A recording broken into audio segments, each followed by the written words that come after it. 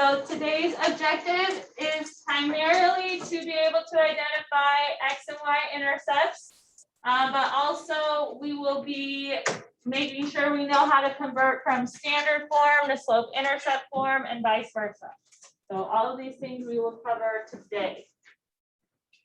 Then we have some videos. I think there must be some sort of internet thing. Okay, sorry. We have some videos that you might find helpful, and then of course I'm recording right now. So if you're ever absent, make sure that you are viewing the lesson on your own time. You're still held responsible for everything we cover, even if you miss a day. Then you have a practice. The practice says evens or odds on it. And I still get questions from students. So does that mean you do the whole thing? Not necessarily, unless you just want to practice more. I'm only holding you accountable for just the evens or the odds. So make sure you have work shown for those. Just providing answers does not get you points on the homework, because do I provide you the answer keys? So you all should have the answers. You need to show work in order to get the full points. I'll check the practice tomorrow during class time.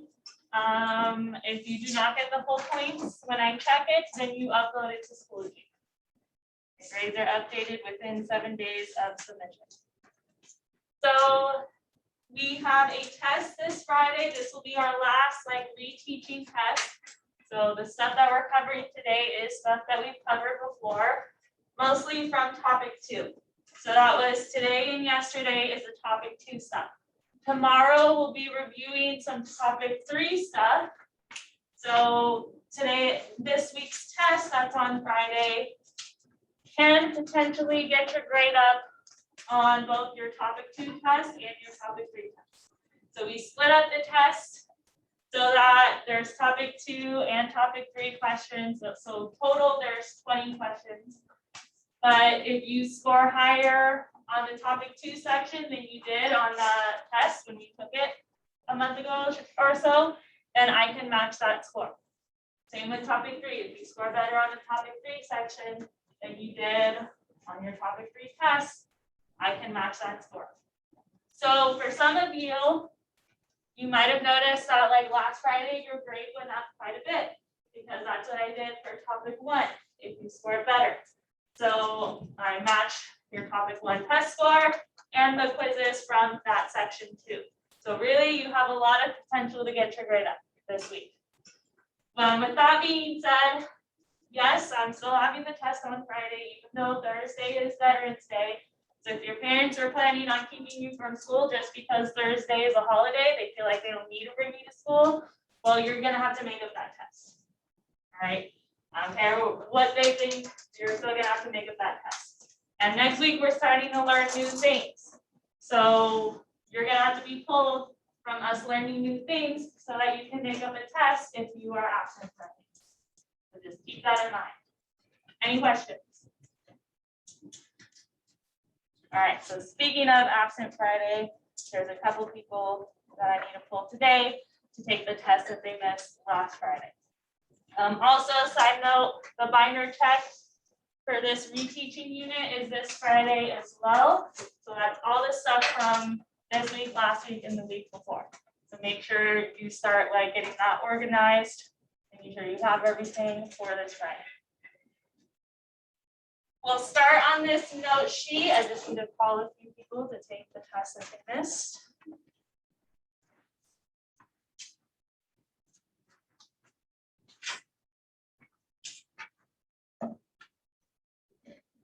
So for X and Y intercepts, what are they? So there's a couple definitions to the right, but there's more than one definition for them as well. So the x-axis is where you'll find your x-intercepts. Your x-intercepts are the point where the line intersects the x-axis. What is the other definition that I had you guys remember? When y is 0. So write that in here. When y is equal to 0. Then for your y-intercept, so that's the point where it crosses the y-axis. What's the other definition that I had you remember for y-intercept? Yeah. When x equals 0. So those definitions you need to know. That'll help you solve it both graphically, so on a graph, and algebraically. Just remembering those definitions.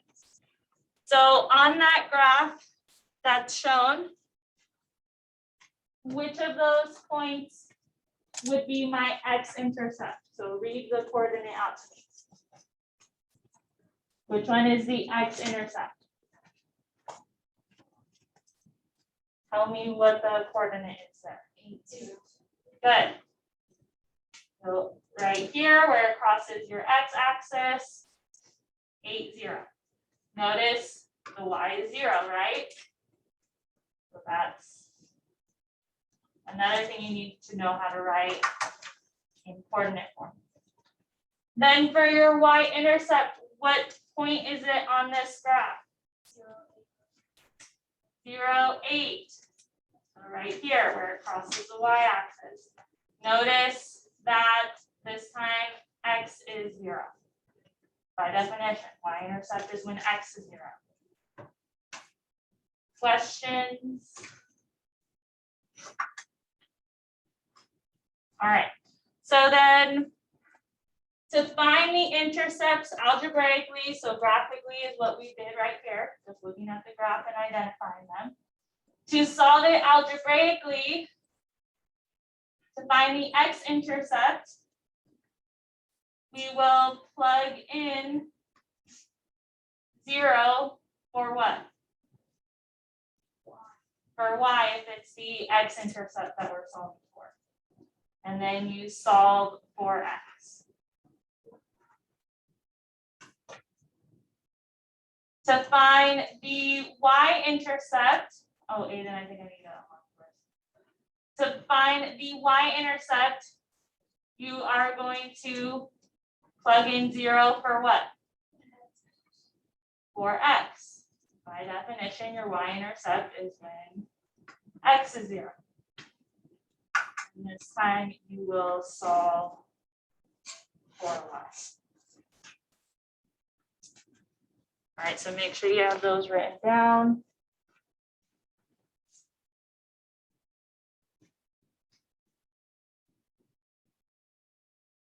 So we plugged in 0 for the y, which means we're solving for the x-intercept. So in solving for x, we get rid of what first? And I get rid of it by, good, so do that on each side. On the left, with 0 minus 6? Negative 6. On the right, we have just 3x. How do you get x by itself? Good, do that on each side. And we get x equals what? Negative 2.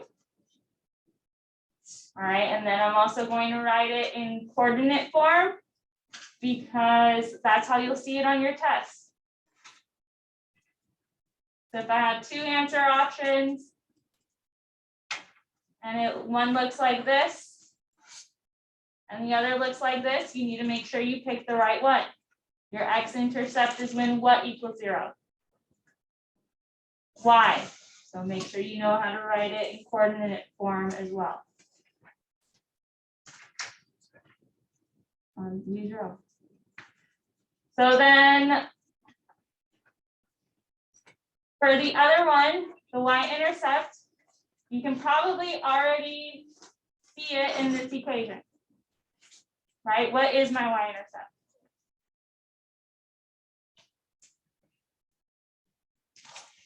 Y equals 3x plus 6. What is my y-intercept? 6. And you could do that without having to do really any algebra for it, because why? What form is this in? So you know that the number in the B position is going to be your y-intercept. So let's say you didn't know that. You only knew that y-intercept is when what equals 0? X. Then when you solve for y, what's 3 times 0? And 0 plus 6 is 0 plus 6 is 6. All right, so my y-intercept is 6. How do you write that in coordinate form?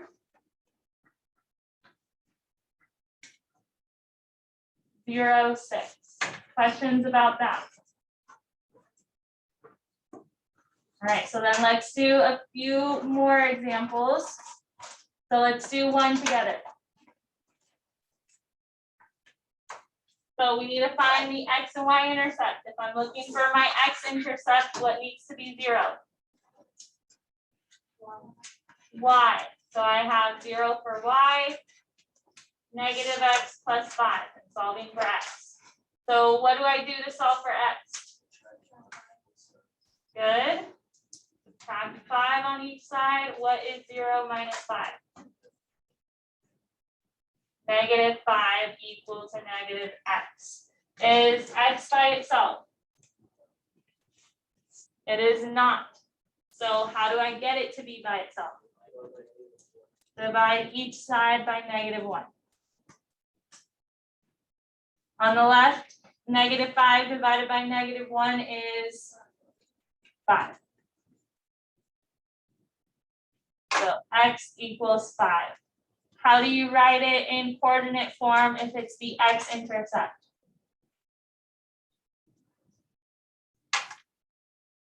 Is it 5, 0 or 0, 5? 5, 0. Right, so it's x, y. Y has to be 0. Questions there? All right, what's my y-intercept? And how do you know it's 5 without solving anything? Because it's in slope-intercept form. So my y-intercept written in coordinate form would be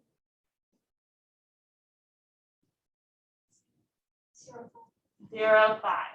All right, but if you want to show some work for that, to solve for your y-intercept, what is 0? X. And then we have basically negative 1 times 0, which is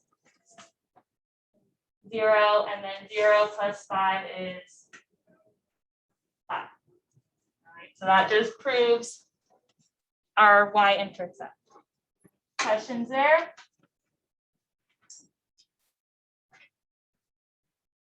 All right, so then let's do one with a fraction. We'll do number 3 next. Which one can we already identify right off the bat?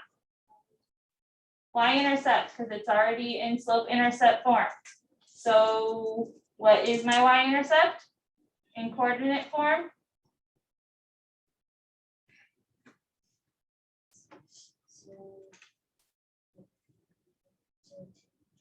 I should be hearing more than one person. Do we know what a coordinate is? And we know that our y-intercept is what? So you guys should be able to tell me in coordinate form that my y-intercept is 0, 2. All right, that's all you're doing. Then find your x-intercept. How do I find my x-intercept? Good, plug in 0 for y. I have 0 equals negative 4/3 x plus 2, and solving for x. What do I get rid of first? What's farther from the x? And how do I get rid of it? Good, so do that on each side. On the left, what's 0 minus 2? Good, and then the 2's cancel on the right. So I just have negative 4/3 x. How can we get a fraction to cancel? Right now it's being multiplied by the x. How can we cancel it out? Divide the same fraction, which is the same thing as doing what?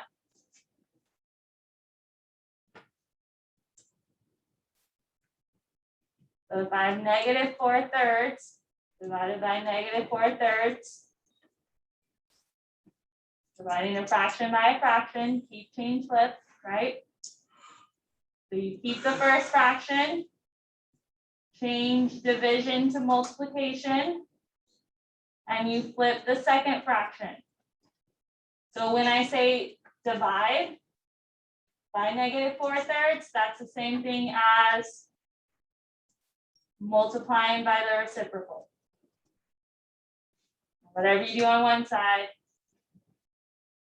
you have to do to the other side. Questions there? All right, so then on the right side, the fractions cancel. On the left side, what's 3 times -2? And then -4 on the bottom equal to x. How do you get, well, this is my fraction so far. Need to simplify it. So what's a simplified version of -6 over -4? Good, 3/2. So divide 2 from each of them. And then they're both negative, so what happens with the double negative? Becomes a positive. And then written in coordinate form, how would that look? 3/2, comma, what? 0. Question? Yes, I'll just get that. So what is 3/2 written as a decimal? 1.5. So it might be easier if you had to graph your x and y intercepts to do 1.5 instead. Questions about that? All right, so if you want to change that out to make it easier to graph, then go ahead. All right, now on to the back side. So let's see some that aren't in slope-intercept form. All right, so now you cannot easily identify your y-intercept. So now you have to make sure that you're plugging it in for both the x and the y. So like number 4, let's find our x-intercept first. What has to be plugged in for 0? The y. So I have x minus 0 equals 2. What's x minus 0? So my x-intercept is 2. How do you write that in coordinate form? 2, 0. Good. All right, then do the same thing for the other one. So what needs to be plugged in for 0 now? X. All right, before we plugged it in for y, now we have to plug it in for x. So I have 0 minus y equals 2. What's 0 minus y?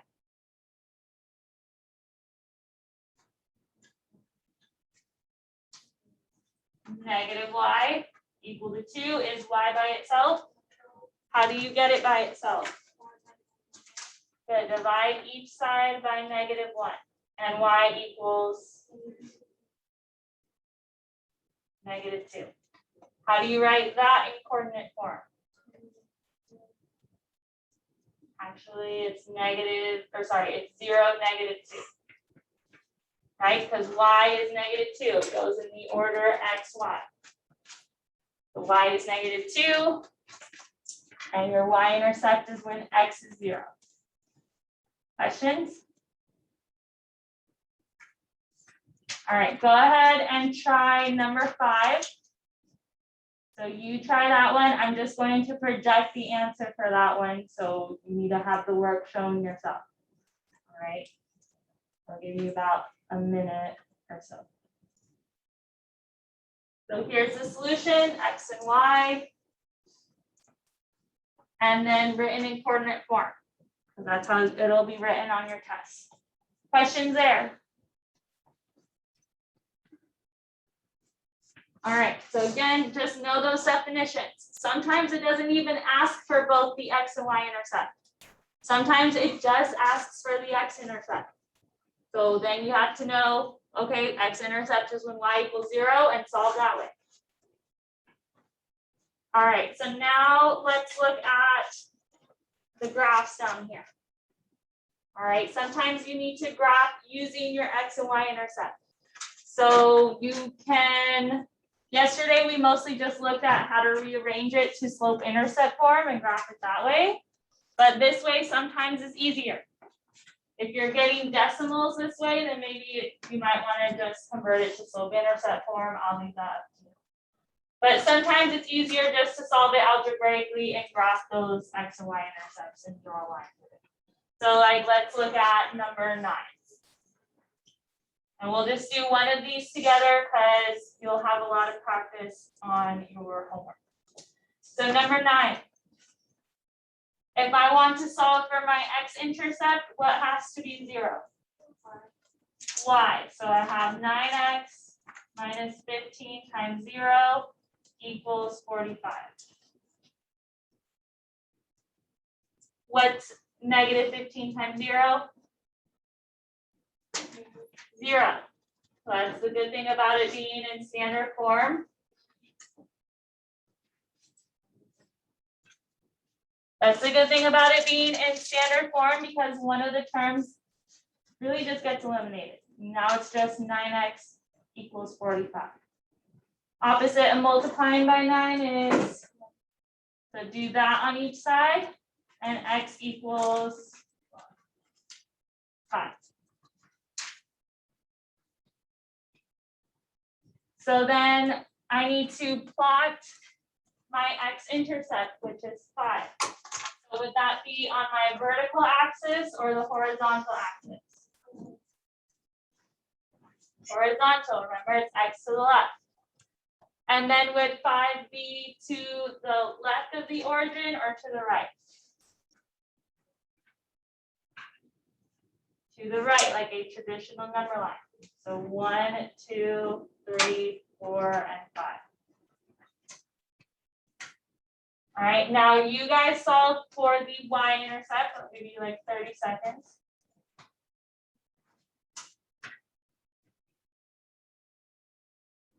All right, so again, here's the work shown. Y-intercept is -3. You had to plug in 0 for the x this time and solve. And then where does that get plotted on this graph? So we know now that y-axis is up and down, y to the sky. Would -3 be above or below the origin? Below. So when you go below, the numbers are negative. So -1, -2, -3. All right, then connect your dots. And that's how you graph using your x and y intercepts. I have seen a test question before where they just wanted you to click on the x and y intercepts. So if that was this test, or this was the question on the test, then you would click on the x-axis 5 and on the y-axis -3. And you're done. Questions there? All right, so that covers x and y intercepts. That was a really big miss on the topic 2 test. For some reason, kids wanted to look at this in standard form and say, oh, well, my x-intercept is 9, or my y-intercept is -15.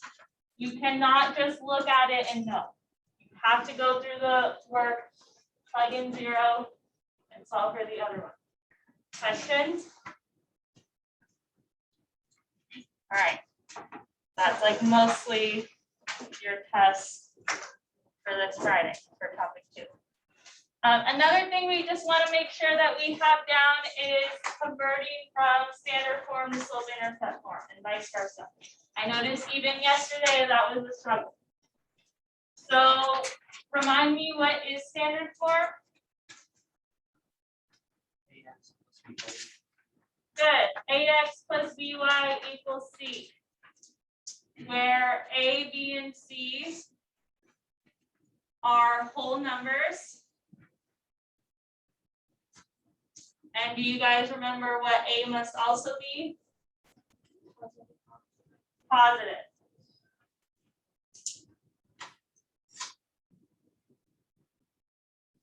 I don't recall seeing a whole lot of like converting from slope-intercept form to standard form on this test. I'll check it out.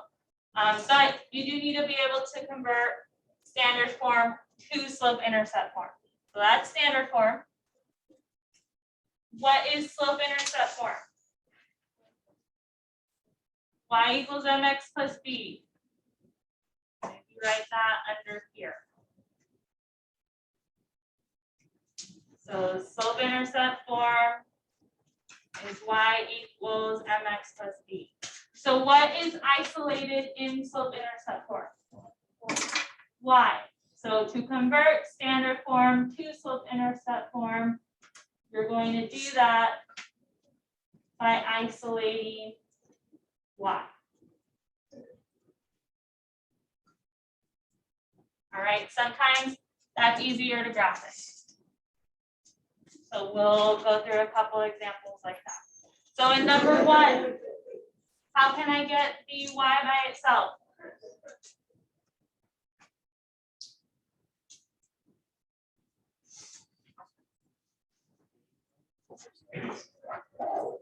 We're going to get rid of the x term. How can I make the x term 0? Good. So whatever you do on one side of the equal sign, do to the other side of the equal sign as well. On the left, the x term cancels. I just have y. Now on the right side, are these like terms? No, so you cannot do 3 minus 2 and get 1. Do not do that. So just rewrite it. So I have negative 2x plus 3. I wrote it in this order so that it looks more like slope-intercept form. All right, but wouldn't this be the same as writing 3 minus 2x? Are they the same statements?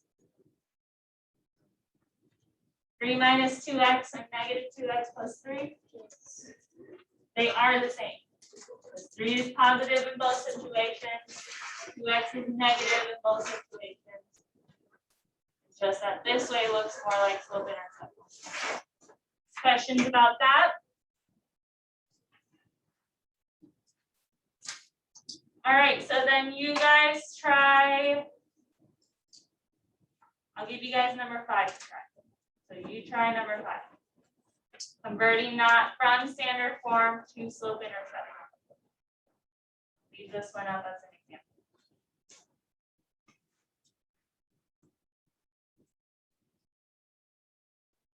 So standard form to slope-intercept form.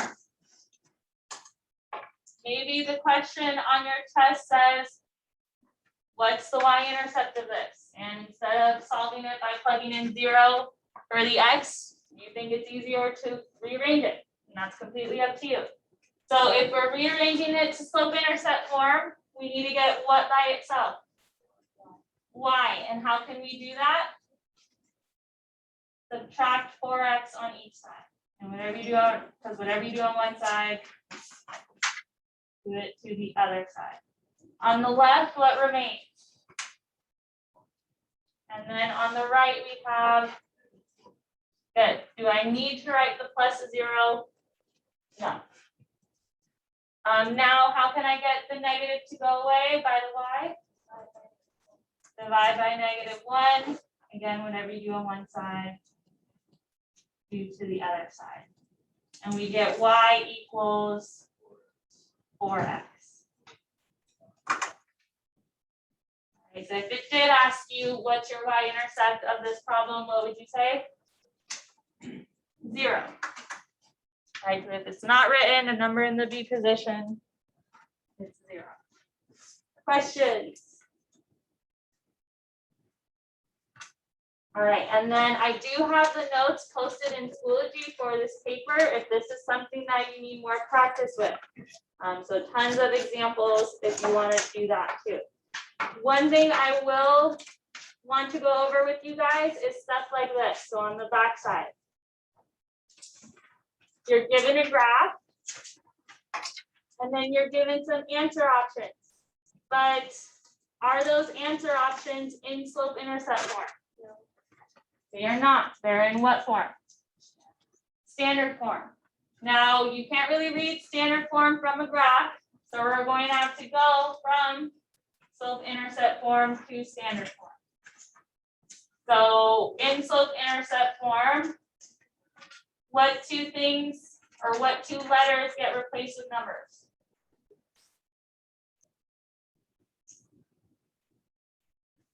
It's in the name, slope-intercept form. We need to identify what two things. The slope and the y-intercept. The y-intercept is probably easier to identify. What's my y-intercept in this one? On the graph? -2, good. So on your y-axis, there's a dot on the -2. So that's my y-intercept. My slope, I'll have to find by counting my rise over run. So find two parts of the graph where it goes through like little crosshairs. You probably want to look at your own paper. For some reason, some of the lines didn't copy over on mine. Make your triangle and count your rise and your run. What's my rise? 1. What's my run? 3. So then written as rise over run, it is 1/3. And that's it written in slope-intercept form. Again, my answers are not in slope-intercept form. So we'll just practice converting it to standard form. So standard form, if you remember, is ax plus by equals c. It doesn't have the y by itself. It has the y term and what other term on the same side?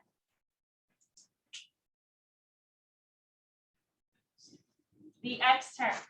So I need to basically move the x term to the other side.